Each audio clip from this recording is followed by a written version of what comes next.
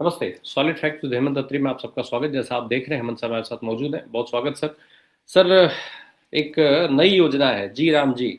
अब बिना राम के वैसे भी कोई काम हो नहीं रहा है। जो लोग राम को लाए हैं उनको अब इस देश में लाने के गाने बजाने से लेकर के सब कुछ हो रहा है, और बार बार वो आ भी रहे हैं। अब कौन ला रहा है, अब उनको राम जी ला रहे हैं कि ज्ञानेश कुमार गुप्ता ला रहे हैं पता नहीं, लेकिन आ रहे हैं, ये बात ठीक है। अब और गांधी जी से उनको इतनी मोहब्बत है कि शिवराज सिंह चौहान ने कहा कि भाई गांधी हमारे दिल में बसते हैं। अब दिल में गांधी बसते हैं, मन में गोडसे बसते हैं, तो ऐसे में लेकर के भाई मनरेगा कितने दिन चलता, तो उसको बदल करके जी राम जी कर दिया गया है। प्रियंका गांधी ने इस पर अपनी बात रखी है, जरा उस बात को सुन लिया जाए, फिर मैं आता हूं आपके पास। सुनवाइए जरा प्रियंका गांधी की बात। हम ठोस विरोध करेंगे। सब पार्टियां, हमारी जितनी पार्टियां, सब सहमत हैं। इस बिल से मनरेगा खत्म होने जा रहा है। आप किसी भी तरह से इसको देखें, और जो समझदार आदमी है, जो ये 100 दिन से 125 दिन वाला जो है, ये चालाकी है। अगर इस बिल को कोई भी पढ़ेगा, ये साफ साफ स्पष्ट समझ आएगा कि इस बिल से आने वाले महीनों में ये पूरी स्कीम खत्म हो जाएगी। क्योंकि जैसे ही ये बोझ प्रदेश की सरकारों पर पड़ेगा कि इतना पैसा प्रदेश की सरकारों को देना है, वैसे ही आस्ते आस्ते ये स्कीम खत्म हो जाएगी। क्योंकि प्रदेश की सरकारों के पास इतना पैसा है नहीं, खास तौर से जो प्रदेश जिनमें सबसे ज्यादा स्कीम की जरूरत है। और ये सबसे गरीब से गरीब जो हिंदुस्तानी है, गरीब से गरीब जो हमारा भारतीय नागरिक है, जिसको कुछ नहीं मिलता, कम से कम ये 100 दिन का जो रोजगार था उसका सहारा था, कोविड के समय भी सहारा था, मुश्किल से मुश्किल परिस्थितियों में सहारा रहता है। मैंने पहले भी कहा, जैसे दूर से दिख जाता है कि मनरेगा का कौन है। तो ये एकदम श्रमिकों के खिलाफ है, मजदूरों के खिलाफ है, गरीबों के खिलाफ है, और इसका हम सख्त से सख्त विरोध करेंगे। हेमंत सर, जो प्रियंका गांधी कह रही है भाई विरोध करते हैं, खत्म हो जाएगा, ये सब ठीक है। एक चीज और है, जो भारतीय जनता पार्टी ने बड़ा गंभीर आरोप लगाया है। उन्होंने ये कहा है कि भाई महात्मा गांधी का केवल चुनावी फायदे के लिए नाम जोड़ा गया था। सवाल मेरा ये है सर कि एक तो मनरेगा को खत्म करने की ये जो चीज चल रही है, कि असल में वो है क्या? एक तो दर्शकों के लिए जरा वो साफ करिएगा। गांधी जो दिल में बसते हैं उनके लिए भी थोड़ा समझना चाहते हैं मैं, दर्शकों के लिहाज से। और एक सवाल ये भी है मेरा कि आखिर महात्मा गांधी के देश में, ये बात खुद नरेंद्र मोदी कहते हैं, दुनिया के किसी भी देश में जाते हैं तो बताते हैं कि मैं महात्मा गांधी के भारत से आया हूं। महात्मा गांधी के देश में किसी योजना में महात्मा गांधी का नाम जोड़ देने से कांग्रेस पार्टी को उसका फायदा कैसे मिलता है, और कैसे भारतीय जनता पार्टी का नुकसान हो जाता है, कैसे नरेंद्र मोदी का नुकसान हो जाता है, जरा ये भी समझ लें हम दर्शकों के लिहाज से। राम प्रकाश जी नमस्कार, आपको सारे दर्शक साथियों को भी। देखिए, महात्मा गांधी से के नाम से जुड़ी योजना मनरेगा को खत्म कर देने, एनडीए की सरकार में खत्म कर देने में मुझे कम से कम कोई हैरानी नहीं हुई। मोदी सरकार, पूरी आरएसएस और पूरी ये जो राइट विंग आइडियोलॉजी है, इनका ये फैसला करीब 90 साल पुरानी परियोजना का हिस्सा है। 90 साल पुरानी परियोजना, मैं किसी जिम्मेदारी के साथ कह रहा हूं। आपको याद होगा, नाथूराम गॉडसे और नारायण आप्टे की एक पत्रिका थी अग्रणी, उसमें 1945 में एक कार्टून छपा था। ये उसकी फर्दर एक्सटेंशन है, और वो कार्टून क्या है वो भी दर्शकों को दिखा दीजिए, किस तरीके से गांधी जी पर निशाना साधा जा रहा है। आपने कहा साहब राम के नाम से, राम जीवी जी, तो महात्मा गांधी के सामने राम को खड़ा कर देना, इसकी कोई तुलना हो सकती है क्या? गांधी ने खुद राम का नाम लेकर अपने प्राण त्यागे थे। उनका आखिरी शब्द क्या थे? हे राम। एक राम एक भगवान के रूप में हमारी आस्था के तौर पे प्रतीक है, गांधी एक इंसान है। इन दोनों के बीच में कैसी कोई लड़ाई संभव है क्या? जो व्यक्ति खुद हे राम कह के जिसने प्राण त्यागे हो, उसके सामने राम को खड़ा किया जा रहा है। सवाल ये है ही नहीं, ये है लोगों को उलझाने का जो उपक्रम है ना, ये लोगों को उलझाने का है। गांधी को मिटाने के लिए राम का सहारा लेने के एक प्रोजेक्ट का हिस्सा है, और गांधी बनाम राम में उलझाकर करोड़ों लोगों को रोजगार गारंटी का जो कानून था उसको चुपके से छीन लिया गया है। हो सकता है कि बहुत सारे जो राइट विंग के जो ₹1.5 वाले ट्रोल हैं वो इस पे बहुत खुश हों, बहुत लहलोट हों, लेकिन उनको जब पता चलेगा कि राम के नाम पर आपके पैर के नीचे से जमीन भी खींच ली गई, और एक जो मिनिमम वेजेस के साथ छोटा मोटा रोजगार मिल जाता था, उससे भी आप महरूम हो गए। त्रासदी देखिए, देश के 12 करोड़ मजदूर मनरेगा से जुड़े हुए। राम प्रकाश जी, 12 करोड़, कल्पना कीजिएगा इस संख्या की। ये वॉल्यूम अपने आप में बड़ा है। उन्हें क्या पता है कि उनके साथ कितना बड़ा धोखा किया जा रहा है? उनके काम के हक पर हमला हो रहा है। किस तरीके से रात को 1:35 तक बहस कराई जाती, ऐसी क्या आफत हो गई थी? इसको सिलेक्ट कमेटीज में क्यों नहीं भेजा जा सकता? इस पर वहां चर्चा क्यों नहीं हो सकती? रात को 1:35 तक बहस कराने का इसमें ऐसा क्या क्रांतिकारी बात है, बता दीजिए मुझे। दूसरा, रामप्रकाश जी, जीएसटी का रिजीम आने के बाद कितनी स्टेट्स के पास इतने रिसोर्सेज बचे हैं कि वो 60-40 के रेशियो के अंदर मनरेगा कार्यक्रम इस जी राम जी के लिए पैसा स्पेयर कर पाएंगे? Question does not rise. आज की तारीख में जो स्टेट्स हैं उनको तो वेतन और पेंशन देने के मतलब लाले पड़े हुए हैं, जिस तरीके से वो मनरेगा के लिए कहां से पैसा लाएंगे जो जीराब जी नाम आपने कर दिया? पूरा खेल समझिए क्या है। 9:10 का रेशियो था, 90 केंद्र को देने थे, 10 राज्य को देने थे। उसके बाद जो गांधी जी का कंसेप्ट था ग्राम स्वराज का, तो जो ग्राम सभा थी उसको अपने काम कौन कौन से उसमें तय होने थे और वहीं से सब कुछ किया जा रहा था। पूरी योजना का स्वरूप बदलते हुए उसका सत्यानाश करने का काम मोदी सरकार ने किया है। कौन से गांव में काम होगा केंद्र सरकार को क्या पता है? कहां की क्या रिक्वायरमेंट है केंद्र सरकार को क्या पता है? यानी कि 40% पैसा आप देंगे और फैसले मैं करूंगा। अब आप सोच लीजिए, आपके पास 40 रुपए है क्या देने के लिए? जब 90 रुपए आपको मिल रहा है और 10 अपने पास से खर्चने हैं, उसका शेयर तो राज्य निकाल नहीं पा रहे और उसमें 40 का शेयर कैसे निकाल पाएंगे? और सबसे बड़ी त्रासदी जो प्रियंका गांधी ने एक लाइन बड़ी अच्छी कही कि जिन राज्यों को सबसे ज्यादा जरूरत है, फॉर एग्जाम्पल बिहार है, उड़ीसा है, छत्तीसगढ़ है, जो पिछड़े हुए राज्य है, आर्थिक तौर पर उतने समृद्ध नहीं है और जहां पर गरीबी और बेरोजगारी ज्यादा है, उन राज्यों के लिए है योजना। बेसिकली मूल रूप से तो वहां के लिए। उनके पास जब अपने ही खर्च चलाने के पैसे नहीं है तो मनरेगा को कहां से चलाएंगे? चाहे जी राम जी नाम कर लीजिए, चाहे जी मोदी जी कर दीजिए, चाहे कुछ जी शिवराज जी कर दीजिए। और कितनी शर्म निरपेक्षता के साथ सदन के अंदर क्या कह रहे थे शिवराज चौहान कि चुनावी लाभ लेने के लिए गांधी जी का नाम जोड़ दिया गया, तो आप भी ले लेते चुनावी लाभ, आपको किसी ने रोका है क्या? अच्छा, नाम जोड़ना गांधी जी का राष्ट्रपिता का अच्छा है या नाम हटा देना अच्छा है? इनसे कोई पूछे। इनकी अकल मारी गई है। बेसिकली सत्ता के अहंकार में ये लोग अंधे हो गए। 90 साल वाले जो पुराना प्रोजेक्ट है उसमें देखिए गांधी को शारीरिक तौर पे तो गॉडसे ने जो भी किया शारीरिक तौर पे समाप्त कर दिया उनको, लेकिन उनका विचार आज केवल भारत में ही नहीं पूरी दुनिया में जिंदा है। और गांधी की जितनी प्रतिमाएं पूरी दुनिया के देशों में आप देखेंगे उतनी शायद ही किसी और विश्व नेता की। ठीक। और उनको असली पहचान उनकी मृत्यु के बाद मिली। आज ये लोग उस लंबे समय के बाद उस प्रोजेक्ट पे दोबारा क्यों एक्टिवेट हो रहे हैं, इसको समझने की जरूरत है। गांधी जी के ऊपर इनका ये कोई पहला हमला नहीं। इसको अगर आप ये देख रहे हो कि केवल मनरेगा से नाम हटा दिया और ये नो, आप सबसे पहले देखिए महात्मा गांधी जी की जो प्रतिमा थी संसद के अंदर जब एंटर करते थे आप, कितनी बड़ी प्रतिमा थी, उसको कहां शिफ्ट कर दिया और क्यों शिफ्ट कर दिया? उस स्पेस का क्या यूटिलाइजेशन कर रहे हैं आप? केवल गांधी दिखने नहीं चाहिए, इनकी त्रासदी वो है। और ये सारी की अच्छा, ये जो इस धतक्रम जिसको मैं कहूंगा कि नाम बदल देने का जिस तरीके का, उसका ठीकरा भी किसके सिर फोड़ा है? शिवराज सिंह चौहान के सिर पे। मोदी और शाह नहीं आए बीच में, शिवराज सिंह चौहान के सिर पे ठीकरा फोड़ के उनसे जवाब दिलवाया है। तो इनका बेसिकली आपको एक चीज देखनी पड़ेगी, पूरा विपक्ष विरोध कर रहा है, सारी बात है। और प्रियंका गांधी ने जो खुली बात की है कि हम इसको ऐसे नहीं होने देंगे, आज सुबह आपने देखा, वो चलाइएगा वीडियो, आराम से चलते रहो। लेफ्ट आइए। अधिकार वापस दो, वापस दो, वापस दो, मनरेगा वापस दो, वापस दो, वापस दो, गरीबों का अधिकार छीनना बंद करो, बंद करो, बंद करो, अरे मनरेगा वापस दो, वापस दो, वापस दो, सोनिया गांधी वापस दो, वापस दो, वापस दो, मजदूर का अधिकार वापस दो, वापस दो, वापस दो, मनरेगा जिंदाबाद, जिंदाबाद, जिंदाबाद। किस तरीके से तमाम विपक्ष के सांसदों ने, इंडिया अलायंस के सांसदों ने सुबह सुबह 10:15 बजे पूरे पार्लियामेंट हाउस के अंदर बाकायदा विरोध प्रदर्शन किया। अंदर जब हाउस के अंदर ये सब चल रहा था पास कराने का, उसमें जो बिल का जो प्रपोजल था उसको फाड़ के फेंका गया विरोध के स्वरूप।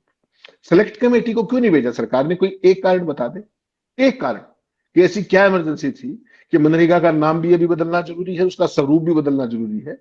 और पी चिदम्बरम ने एक बड़ी अच्छी बात कही आज, उन्होंने कहा गांधी जी की एक हत्या तब हुई थी और गांधी जी की दूसरी हत्या आरएसएस और बीजेपी आज सदन के अंदर कर रहे हैं। ये हकीकत है। आप मुझे एक प्रेसिंग सर्कमस्टांसेस बता दीजिए जिसके कारण इसको आज ही पास करना जरूरी था। ये कमेटी के पास क्यों नहीं जा सकता था?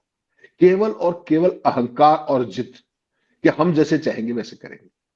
इसको विफलता का स्मारक कहते थे मोदी जी, याद होगा आपको, वो फेमस उनका कोट जो है कि ये विफलता का स्मारक है।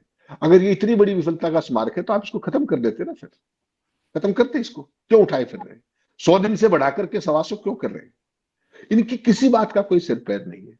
इन्होंने जिन दिमाग में एक चीज धार ली तो उसको करके छोड़ेंगे। 60 दिन ऐसे भी होंगे दिन में पूरे साल के अंदर जिस दिन मजदूरों को मनरेगा के तहत काम नहीं मिलेगा, जी राम जी के तहत, ताकि कृषि क्षेत्र को मजदूर मिल सके। Who are you to decide this? Why? केवल और केवल मजदूरों की दुर्गति कराने का उपक्रम है या इसके अलावा कुछ है? तो आज कांग्रेस पार्टी ने, अभी जब मैं आपसे बात करने के लिए शुरू किया तो अभी अभी एक फैसला कर दिया है कांग्रेस पार्टी ने कि कांग्रेस की जो हाईएस्ट डिसीजन मेकिंग बॉडी है, कांग्रेस वर्किंग कमेटी, उसकी मीटिंग बुला ली है 27 तारीख को। और इसको लेके, जीराम जी को लेकर के पूरा देशव्यापी आंदोलन जिस तरीके से चलाने का एक मुहिम 27 तारीख को फैसला हो सकता है। और पूरे देश में लाखों करोड़ों मजदूर प्लस कांग्रेस के कार्यकर्ता, अभी आपने देखा 2 दिन पहले जिस तरीके से योजना को लेकर के कल भी प्रदर्शन हुए पूरे देश के स्तर पे, ऐसे तरीके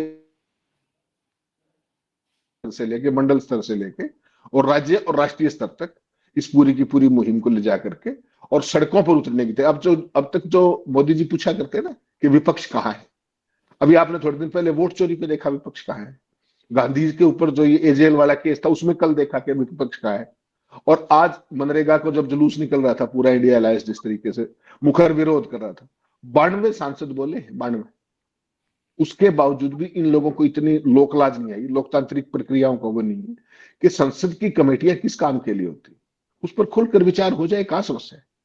उस विचार तक को भी तैयार नहीं है, संवाद तक को भी तैयार नहीं है। और ये अपने आप को लोकतांत्रिक लोग कहते हैं। 125 दिन कहां से देंगे आप मुझे बता दीजिए। आज की तारीख में भी वेस्ट बंगाल जैसे गरीब राज्य पे 53,000 करोड़ रुपया बकाया है केंद्र का मनरेगा के तहत, वो नहीं दे रहे। और अब चुनाव में लफाजी देखिएगा आप, जो बंगाल में जाएंगे। जीएसटी के लिए आकर के ममता बनर्जी को लड़ना पड़ता है भाई, आकर के वो केंद्र की सरकार से बकायदा लड़ रही हैं और उसके बावजूद भी उनको जीएसटी का वो हिस्सा नहीं मिल रहा है जो राज्य का मिलना चाहिए, जो पश्चिम बंगाल को मिलना चाहिए। और ये कोई वहीं का नहीं है, जितने भी गैर भाजपा शासित राज्य हैं उनके साथ जो व्यवहार है वो दिख रहा है। कहां से लाएंगे भाई वो पैसा, कहां से लाएंगे वो फंड?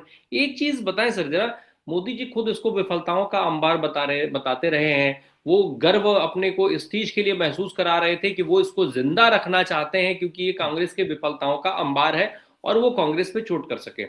जब इतनी विफल ये योजना रही तो फिर आखिर इसको रिवाइव करने की जरूरत क्यों पड़ रही है? 100 दिन रोजगार की गारंटी देकर के कांग्रेस चला रही थी, आप 125 दिन की गारंटी देकर के चलाने की बात कह रहे हैं।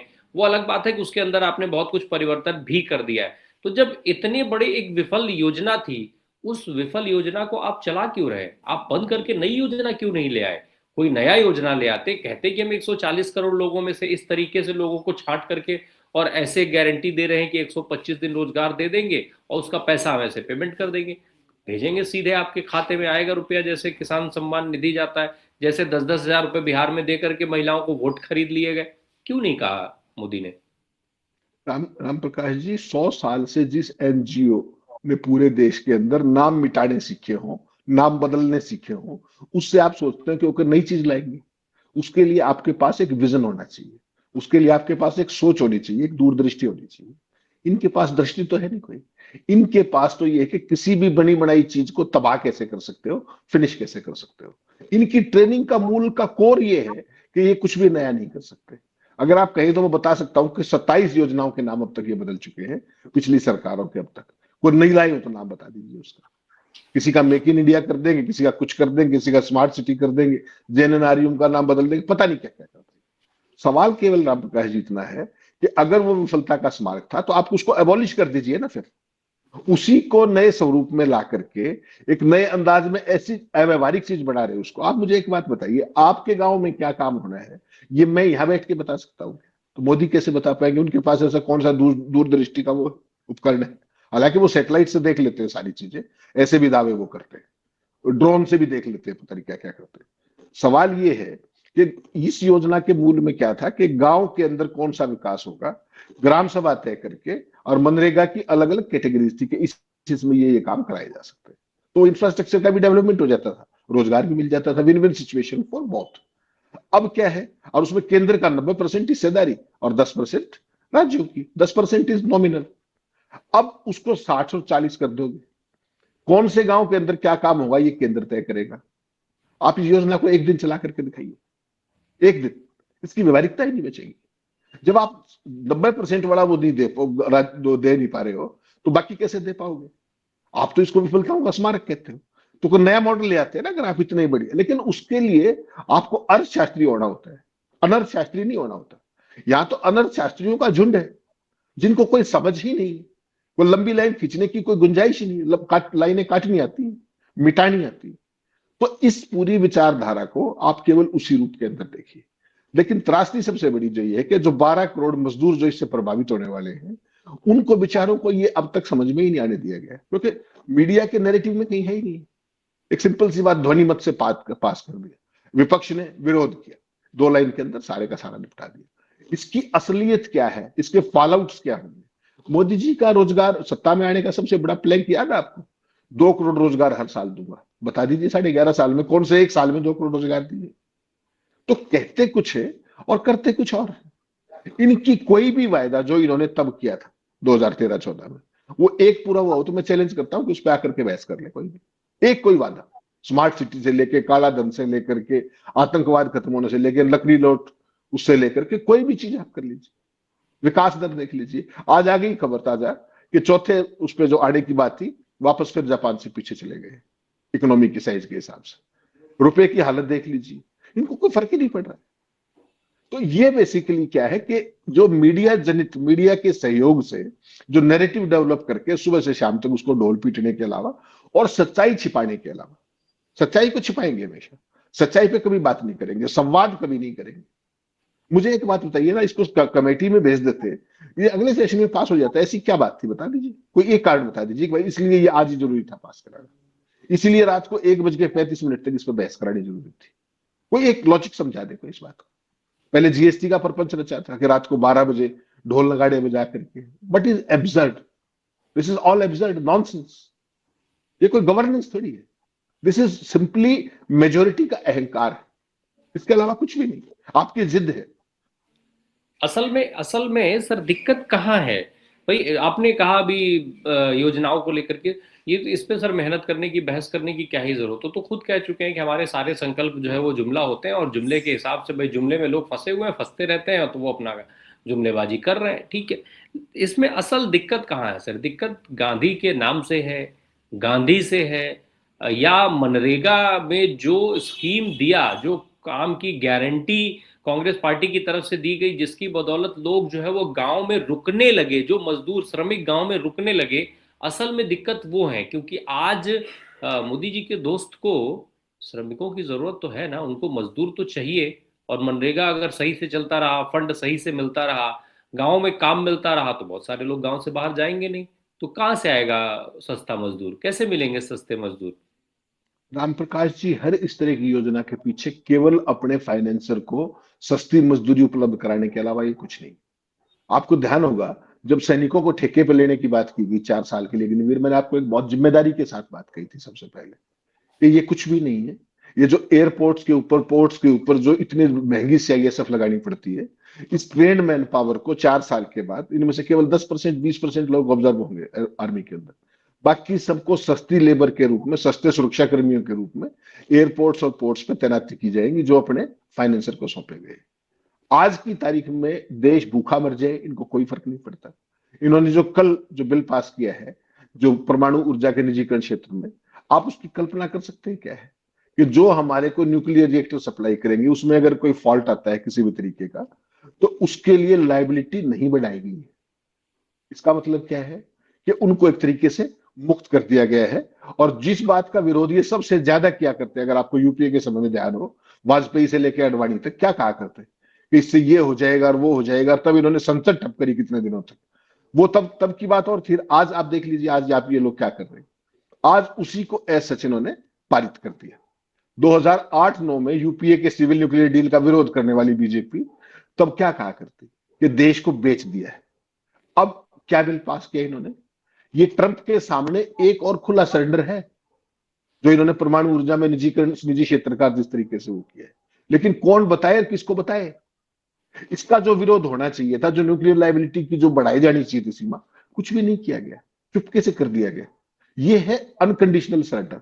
ट्रंप की सबसे बड़ी मांग इनसे ये थी, ताकि अमेरिकन उपकरण यहां पर आए और वो सारी चीजें चलती रहे। तो ट्रंप से कितना डरते हैं, क्या भय है, वो सारी चीजें बार बार बात हो चुकी है।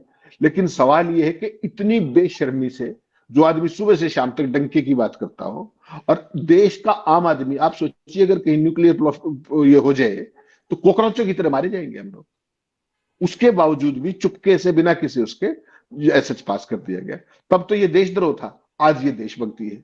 वो करे तो देश को बेचना बताया गया था, आज मेरे ख्याल में उन्होंने देश को प्रगति करी। तो इनका कोई सिर पैर नहीं है। विपक्ष में है तो अलग पक्ष है, सत्ता पक्ष में है तो दूसरा पक्ष, और कोई कहने वाला सुनने वाला नहीं। किसी मीडिया में आपने कोई चर्चा सुनी हो, कहीं पॉपुलर नैरेटिव में ये बात आई हो, किसी अखबार में संपादकीय देखा हो आपने? सारे के सारे सरकार के प्रचार में लगे हुए। तो ये जो इकोसिस्टम है, ये इस देश की 100% बर्बादी की 100% गारंटीड यूएसपी है, ये मान करके चलिए। जी बिल्कुल। और जिस तरीके से व्यवहार किया जा रहा है, जिस तरीके से आज, हालांकि इस बिल के लिए हम देखें तो कुछ नया नहीं है, मोदी सरकार तो लगातार सारे बिल इसी तरीके से पास करा रही है। इस पर तो चलिए थोड़ी बहुत चर्चा भी हो गई, लेकिन तमाम ऐसे अहम बिलों को बिना चर्चा के, बिना विपक्ष की मौजूदगी के पास करा लिया गया। देश को पता भी नहीं है कि कौन कौन से बिल पास हुए और उनका क्या क्या असर इस देश के लोगों पर पड़ने जा रहा है। और स्वास्थ्य से लेकर के दवाओं से, जरूरी दवाओं से संबंधित बिल पास करा लिया जाता है, आईटी बिल पास करा लिए जाते हैं, आयकर से संबंधित, अब क्या क्या पास करा लेते हैं पता नहीं। ये बिल तो कम से कम एक चर्चा में है, पब्लिक डोमेन में है, तो शायद दर्शक समझ रहे होंगे, लोग इस देश के समझ रहे हैं कि एक ऐसी कोशिश भारतीय जनता पार्टी कर रही है जो यूपीए सरकार की इतनी बड़ी योजना से छेड़छाड़ कर रहे हैं, उसको एक तरीके से खत्म करने के कागार पर ले जा रहे हैं। लेकिन सर, ये जो राज्य की बात हो रही है, जिस पर प्रियंका गांधी ने गंभीर सवाल उठाया है कि राज्य, और आप भी जो सवाल उठा रहे हैं कि राज्य कहां से फंड लाएंगे, क्या इस स्कीम को गड्ढे में डालने के लिए राज्यों को जिम्मेदार ठहरा दिया जाए? ऐसा प्लान जानबूझ करके किया गया है केंद्र की सरकार के द्वारा? राम प्रकाश जी, इसका एक दूसरा पहलू भी देख लीजिए। बिहार के अंदर जो 10-10 हजार रुपए बटे थे, उनमें से बहुत जगह से वापसी लेने की बात शुरू होगी, ये चिट्ठियां जारी हो रही नहीं हो रही। ये अल्टीमेटली कहां पहुंचेगा?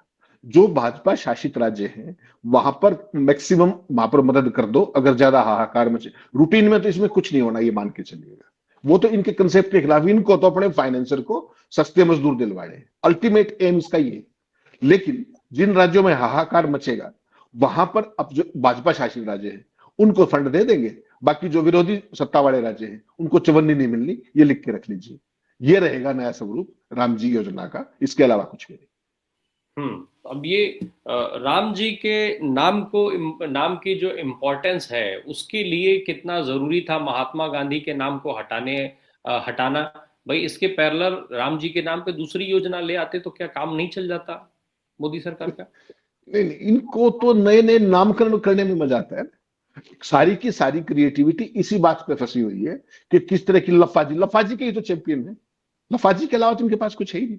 कुछ भी नया ऐसा सिर पैर किसी का कहीं से कुछ पकड़ करके उसको जोड़ देना और उसके बाद उसकी वाहवाही करना, उसके अलावा इनके पास कुछ नहीं है। विजन के नाम पर टेलीविजन है, ऑप्टिक्स है, थिएट्रिक्स है, सारी चीजें हैं। आपने देखा होगा कल प्रधानमंत्री वहां वंदे मातरम गा रहे थे, तालियां बजा रहे थे खड़े होकर। राष्ट्रगान पे, राष्ट्रीय गीत पे को तालियां बजाता है क्या? बैठे बैठे तालियां बजा रहे थे। आप कर लीजिए, क्या करेंगे?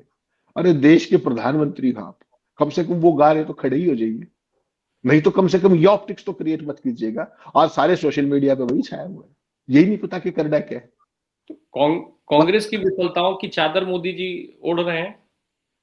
नहीं, कांग्रेस की तो सारी चादरों को धो करके ज्यादातर चादरें तो अपनी तरफ कर ली है वॉशिंग मशीन में, जो बची हुई है वो उनके काबू नहीं आ रही। और खासतौर पर गांधी, चाहे वो महात्मा गांधी हो चाहे गांधी परिवार हो, वो उनके लिए सबसे बड़ी दुखती रग है। उन्हीं को घेरने के लिए, उन्हीं के इतिहास को मिटाने के लिए, उन्हीं के कंट्रीब्यूशन को रीअप्रोप्रिएट करने के लिए, नल एंड वाइड करने के लिए सुबह से शाम तक ये 18-18 घंटे जो काम करते हैं ना, उसका परिणाम है। और ये देश को याद रखना चाहिए कि 18 घंटे नहीं, दीमक तो दिन में 24 घंटे काम करता है, और दीमक 24 घंटे के बाद विकास नहीं करता, सर्वनाश करता है। तो ये देश सर्वनाश की ओर बढ़ रहा है। कोई इसको समझ ले समय रहते तो ज्यादा बेहतर रहेगा, वरना सारा देश इन्हीं प्रपंचों में फंसा रहेगा कि आज नाम बदल दिया, आज शर्तें बदल दी, आज ये कर दिया। बड़ी मुश्किल से ब्यूरोक्रेटिक टेंगल से निकाल करके एक योजना आई थी कि ग्राम सभा तय करेगी उस एरिया के अंदर क्या इंफ्रास्ट्रक्चर डेवलपमेंट होना है, और वहां के मजदूर उस काम को करके विन विन सिचुएशन दोनों के लिए हो जाएगी।